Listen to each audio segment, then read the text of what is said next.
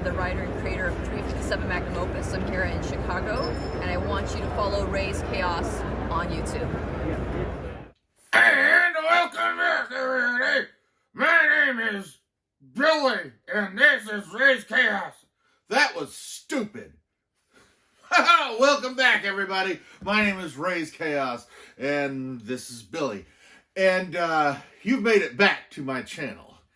And today we've got a very, very terroristic serpentine video for you. Today we are going to go through, like I said, I got backed up on a lot of things, and I wanted to do a G.I. Joe video, and then I saw, like, holy crap, I've got enough to make just a Cobra video. So with my recent purchase of the Cobra Fang, I decided to go ahead and let's do that. Let's do just that.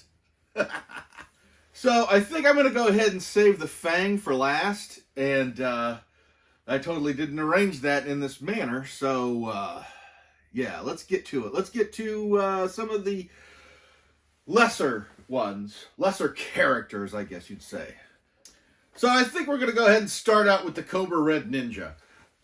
This is a GameStop exclusive, and yeah, that's really all you need to know. This is basically a soldier or a ninja. There's a group of ninjas that Cobra employs to do their bidding, and this basically you could have a dozen of these. But let's take a closer look at him. Okay, so yeah, we got the Cobra Ninja. They released several of these as far as, I mean, like I said, they're just like soldiers.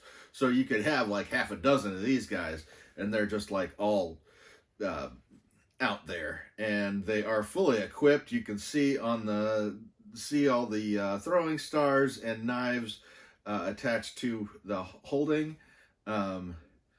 He's got two swords in his hand, and then he's got a bow and quiver on his back, so apparently he's got to just always carry the swords, otherwise he doesn't have them. And one of the things I did appreciate, and I didn't realize till I pulled it out of the package just now, is that, yeah, in the comics and everything, they had little, I don't want to say flaps as far as their hoods go, to flat back a little bit on top of there. So yeah, here's my Cobra Red Ninja. And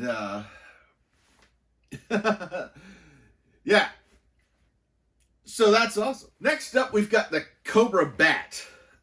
Battle Assault. They're not even gonna put that on there. I can't now. I totally knew the name of this thing when I started this video, but now I've lost it. But yes, this was another exclusive. This was a summer convention of 2021. I told you I'm behind. So, yeah, this is another one that you could just get. I mean, actually, this is even less because like, this is basically an automation. And there is no person under here. This is all just the perfect Cobra soldier, where he is he doesn't require sleep, he doesn't require eating, and he's absolutely fearless, and they last longer than the people. So we're going to take him out. And this is another one that my brother and I had when we were younger. Yeah, you can't really tell that in the actual action figure, he actually came with a backpack with, you see he's got the claw arm. These were detachable, and there were a couple different versions you could have as his right arm that he would use different weapons. And he had a backpack that you could slip them all on there. They did, however, mimic the front almost perfectly, where you get to see the gears and tubes, whatever, going on inside of him, and that's kind of cool. That's a little different for Funko. So boom, that's awesome. But again, this is another one that you could get like half a dozen of them or so. Ideally, you'd want like a small army of them, But I mean, really, I mean that was the hard part about collecting Cobra. It's just like you could outnumber your Joes with these guys, and it would be totally within canon to do so. However, it's just like, how many times do you want to go and buy the B.A.T? It's just like, oh yeah, well, we've got one.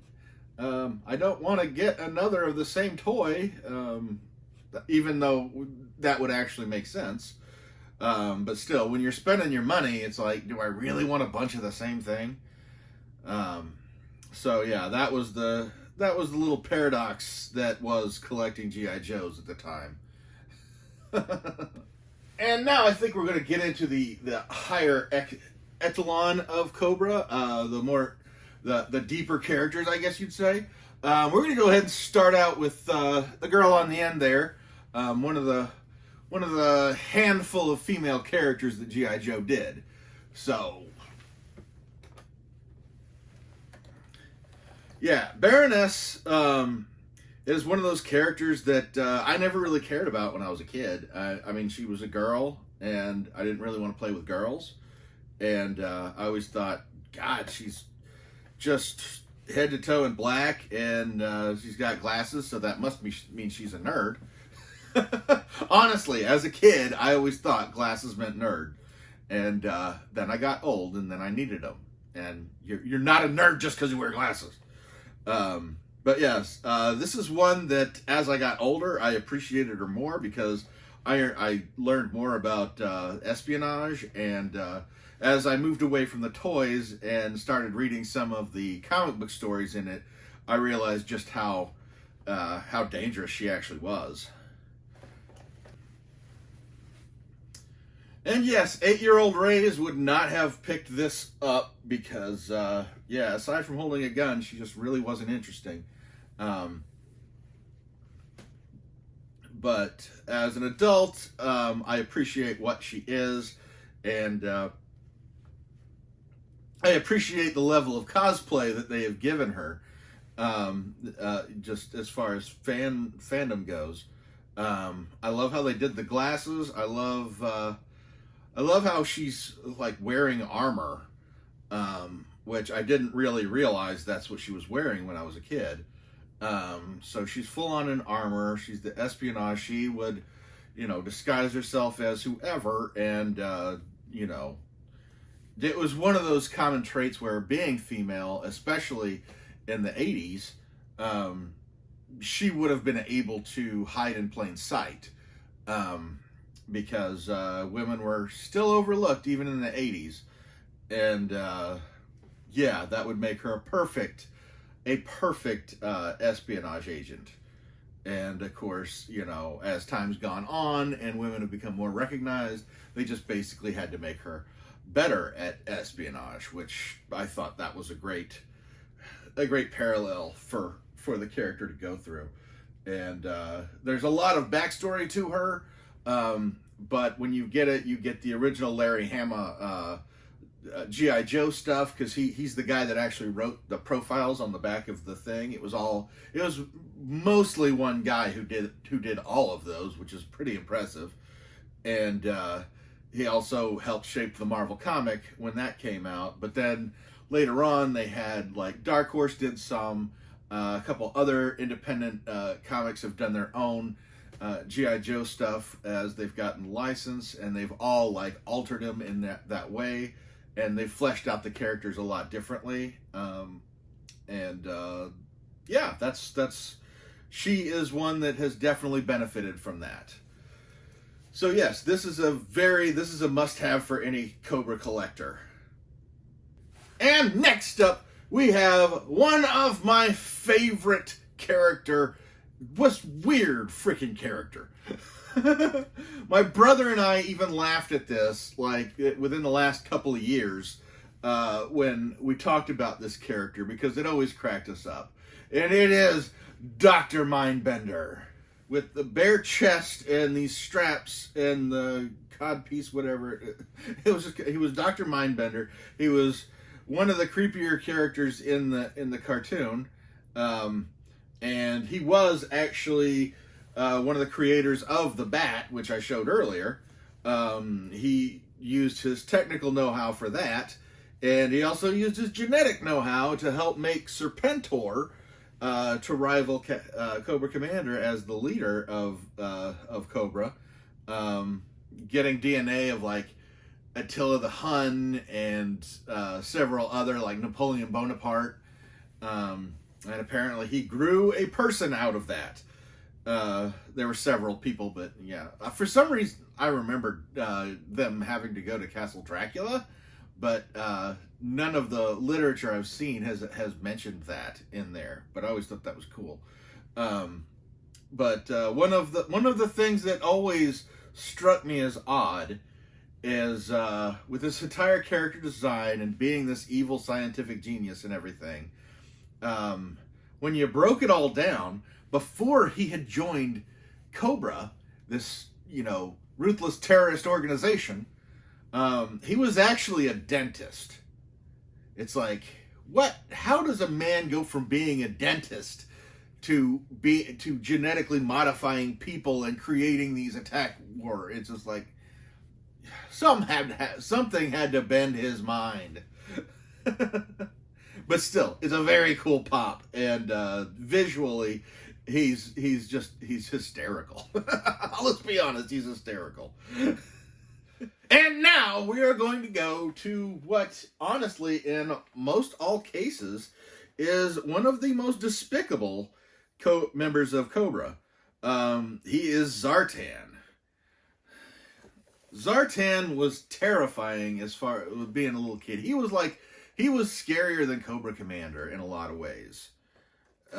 Zartan managed to mix several things into one in this case. One, he was never really a member of Cobra. He was a mercenary hired by Cobra for the most part, and he was a master of disguise, and in the sunlight his skin would actually change color, and they included that in the toy, the original toy. And what I love about this is his backpack here on the back that you can see in the close-ups that I'm posting on these things, so I don't forget, is basically you'd be able to unlatch the back, and there was another face that you would put on top of his. The funny part is that it didn't, there wasn't a disguise for the rest of him, so it was just a mask. And now it's funny because, I can't even imagine having a mask in this thing that would cover this big-ass head.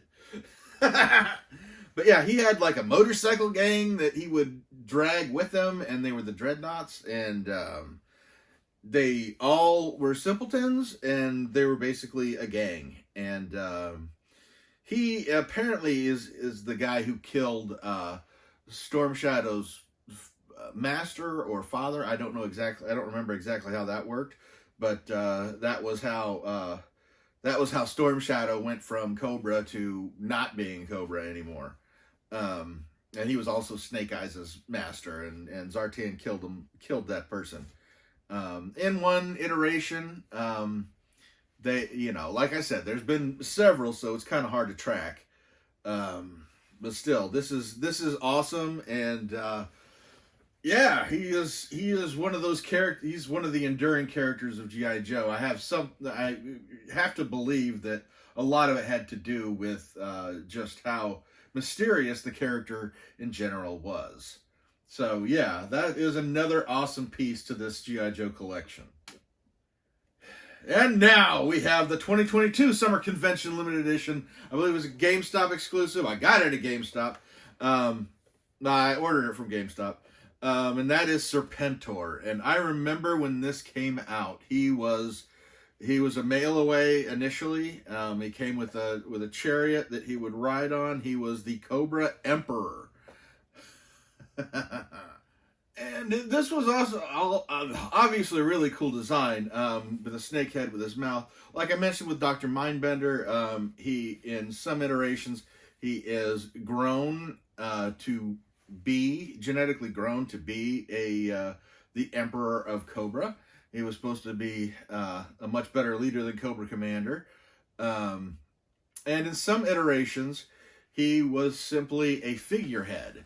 kind of like the Queen of England was, and the current, the soon-to-be King of England, where he's not so much the leader as he is the figurehead, and you know, Cobra Commander and everybody else being more of the power behind the throne, so to speak.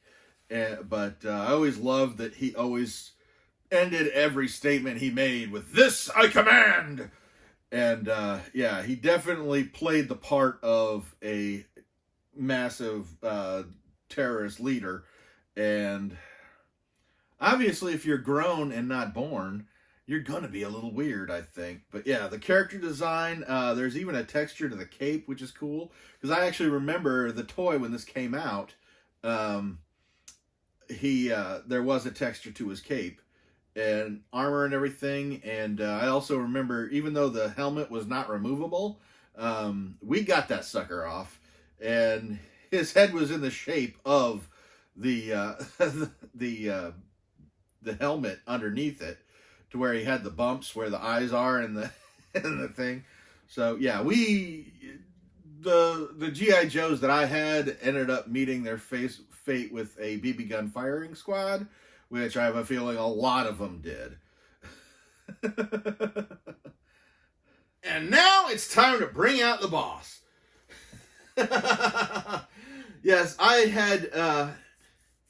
have a habit, if you've seen my some of my Masters of the Universe thing, I always like to put the leader on their vehicle. Kind of, if I'm going to set them up in any way, I kind of like the idea of the leader being on a vehicle, like kind of like a horse or a battle cat, to lead the charge into battle. And when GameStop did a Cobra Commander on the Fang, I thought that was just perfect. So, yeah, I'm looking forward to taking this guy out and having a look at it. And yes, this is the Cobra Fang with Cobra Commander, the man who started and led this whole thing. And this is really an awesome representation of the Fang. The cool thing about the Fang was that it was a one-seater. It didn't matter how many of these you got, like anything else. All your Cobra guys could be riding this sucker. And there was a ball joint right here to where you could direct the cannon at all. They even had have a little bomb on the bottom here, which is awesome. But yes, this is Cobra Commander. This is the leader of everything. In some iterations, he's a car salesman before he's becomes the leader of this. So watch out for those guys. But yes, I remember everybody had a Fang, at least, well, pretty much had one Fang, and that was helpful for, you know, them having a vehicle. When you couldn't really get some of the bigger vehicles for G.I. Joe, this one was kind of the standard. And yeah, this is just really awesome. I'm glad to see it. I'm glad GameStop did this, because some of the Cobra Commanders to try and grab are a little difficult. But since Raze has already established him having a little vehicle, that just makes this that much better. So, yeah, just looking at the detail on this sucker, yeah, it would have been one of those cool. Ideally, I'd love to have like a small collection of the Fangs and the Cobra Ninjas and the Cobra Bats, and yeah, to make your own little G.I. Joe force and Cobra force. And yeah, so this has been a lot of fun, and it was a fun way to go down memory lane at the same time and fill out a new collection at the same time. I am always watching for the G.I. Joe characters. Some of them hit closer to home than others. But I enjoy bringing them on to you, letting you have a good look at them, and I'm going to go ahead and get out of here now, and never forget that life is full of odd moments, and you never know when you're going to be defined. You know what, if you want, we can grab that.